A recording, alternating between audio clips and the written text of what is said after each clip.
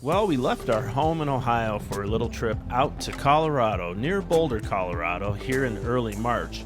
And as we were walking in the foothills of the Rockies, we saw a tiny bird. It had a relatively large, rounded head, no real discernible neck, and a straight, sharp bill. The legs were short, the wings were short and broad, and the tail was short and square. Cute little guy. So I had to break out the Merlin app, and guess what we found? A Pygmy Nuthatch. Yep, that was the first time for me seeing a Pygmy Nuthatch. What an enjoyable little bird. We had a lot of good footage of them flying in the trees up here in the Rockies.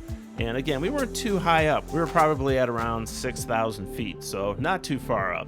But let me tell you, this bluish gray color was something to see.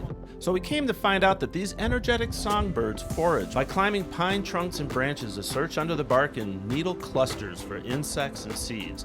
That must have been what they were doing here in early March, because there still wasn't any green out for the most part to speak of. They moved constantly, and they give short, squeaky calls, which were fun to listen to.